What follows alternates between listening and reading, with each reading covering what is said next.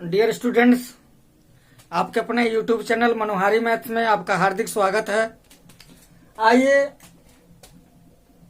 कक्षा 10वीं गणित प्रायिकता प्रश्नावली 15.1 का 18वां क्वेश्चन देखते हैं। कहा कि एक पेटी में 90 डिस्क हैं।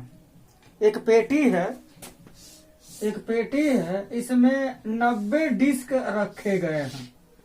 डिस्क का मतलब जैसे वो सीडी कैसेट वगैरह होता है, उसी तरह का है। डिस्क रखे गए हैं जिन पर 1 से 90 तक की संख्याएं अंकित हैं। इस पर 1 लिखा है, 2 लिखा है, 3 लिखा है, ऐसे करके 90 अंक अंकित हैं।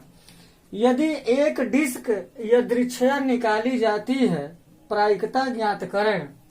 क्या प्रायिकता ज्ञात करनी है कि एक डिस्क निकाली जा रही है तो उस पर कोई न कोई अंक होगा।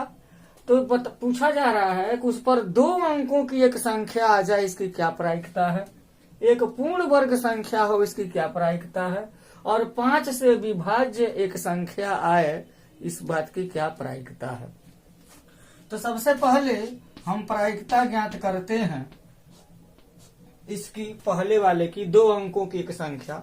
तो सबसे पहले हमको पता करना पड़ेगा कि इसमें 2 अंकों की संख्याएं हैं कितनी। तो देखिए 1 से लेकर के 90 तक संख्या अंकित है और 1 से लेकर के 9 तक तो एक एक अंक की है। तो 2 अंकों वाली संख्या 90 में से 9 घट जाएगा तो 81 हो जाएगा। यानी कि 1 से लेकर के 90 तक संख्याओं में 2 अंकों की 81 संख्याएं होंगी। तो प्रायिकता 2 अंकों की एक संख्या आए, इसकी प्रायिकता क्या होगी।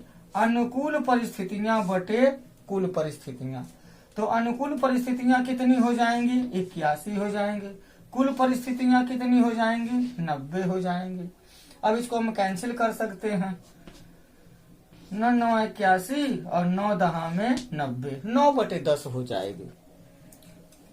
जो दूसरा क्वेश्चन है उसकी क्या प्रायिकता होगी। एक पूर्ण वर्ग संख्या, एक पूर्ण वर्ग संख्या क्या होगी, तो उतनी ही होगी जैसे 1 का वर्ग इसमें 1 होगा, 2 का वर्ग 4 होगा, 3 का वर्ग 9 होगा, 4 का वर्ग 16, 5 का वर्ग 25, 6 का वर्ग 36, 7 का वर्ग 49, 8 का वर्ग 64 और 9 का वर्ग 81। अर्थात 9 पूर्ण वर्ग संख्याएं होंगी। 9 पूर्ण वर्ग संख्याएं होंगी। तो इसकी प्रायिकता 9 बटे 90 हो जाएगी, बराबर 1 बटे 10 हो जाएगी। 9 कम 9, 9 दहा में 90। अब ये तीसरा सवाल जो कह रहा है क्या होगा यहाँ, 5 से विभाज्य एक संख्या। तो 5 से विभाजित कितनी संख्याएं होंगी, 5, 10, 15, 20, 25, 30, 35, इस तरीके की संख्याओं की संख्या हमको ज्ञात करनी हो तो क्या करेंगे, 5 18 हम 90 होता है, 18 संख्याएं हो जाएंगे। तो यहाँ पर क्या हो जाएगा, 18 बटे 90 हो जाएगा। मतलब 18 पचे 90, 1 बटे 5 प्रायिकता हो जाएगी। तो प्यारे बच्चों, मैं उम्मीद करता हूँ कि डिस्क वाला क्वेश्चन आपको बिल्कुल क्लियर हो चुका होगा। आइए नेक्स्ट क्वेश्चन देखते हैं। नेक्स्ट क्वेश्चन है, एक बच्चे के पास ऐसा पासा है जिसके फलकों पर निम्नलिखित अक्षर अंकित हैं। पासा डाइस 6 फलक वाला होता है। तो इस पासे को एक बार फेंका जाता है। प्रायिकता ज्ञात कीजिए कि A प्राप्त हो, D प्राप्त हो। अब देखिए पासा है तो उसमें 6 फलक होंगे। 6 फलकों पर एक फलक पर A है, फिर B है, C है, D है, E है और A है। तो यहाँ A प्राप्त होने की जो प्रायिकता होगी, P ऑफ फर्स्ट बराबर क्या हो जाएगा। सबसे पहले ये देखा कि हमारी कुल परिस्थितियां कितनी हैं, टोटल आउटकम्स कितने हैं हमारे। तो यहाँ पर टोटल आउटकम्स हैं 1 2 3 4 5 6 हैं। और A प्राप्त होने की जहां तक बात है तो इसमें 2 फलकों पर A है, एक यहाँ पर है और एक यहाँ पर है। 2 फलकों पर A है। तो A आने की जो संभावना हमारी बनेगी वह 2 होगी। यानी कि ये अनुकूल परिस्थितियां हमारी 2 होंगी। तो यहाँ पर लिखेंगे 2 और ये हो जाएगा 1/3।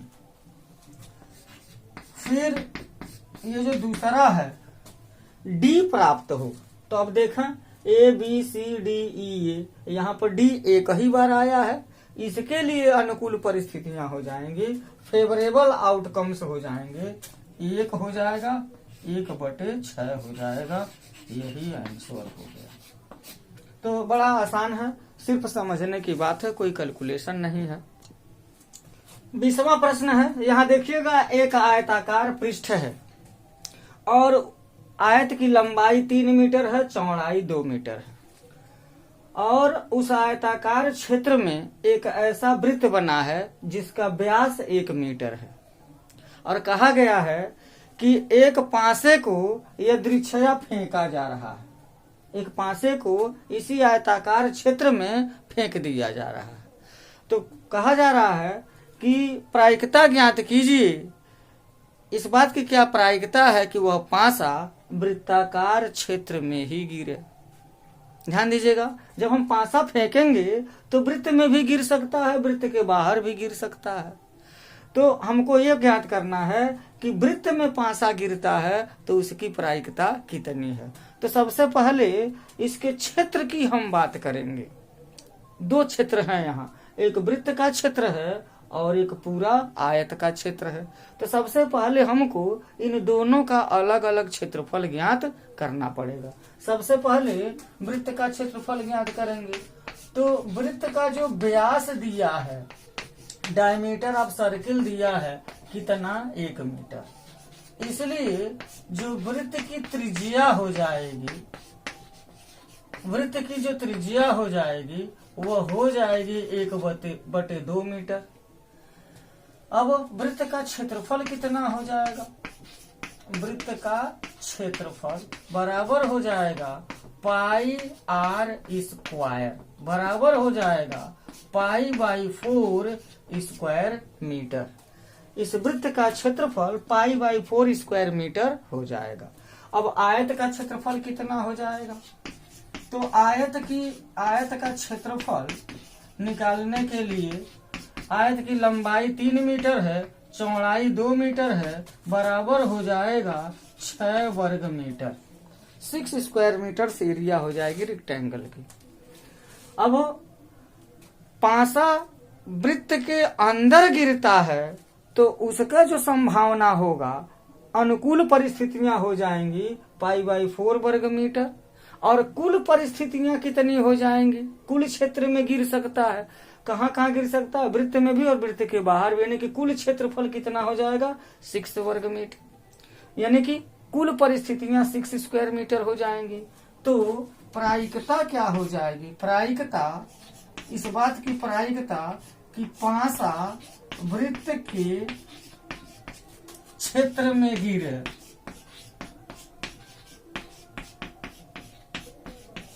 इसकी प्रायिकता क्या हो जाएगी, अनुकूल परिस्थितियां हो जाएंगी π/4, कुल परिस्थितियां हो जाएंगी 6। मतलब क्या हो जाएगा, π/6 ऊपर जाएगा, यहाँ गुणा हो जाएगा, तो 6 चौके 24 हो जाएगा। ध्यान दीजिएगा, यहाँ पर वर्ग मीटर वगैरह नहीं लिखेंगे। क्यों नहीं लिखेंगे, क्योंकि प्रायिकता वह यूनिट से मुक्त होती है, यूनिट फ्री होती है, कोई मात्रक नहीं लिखा जाता। और वैसे भी यहाँ वर्ग मीटर लिखेंगे, यहाँ वर्ग मीटर लिखेंगे तो वर्ग मीटर से वर्ग मीटर कैंसिल हो जाएगा। ये π/4 आंसर हो जाएगा।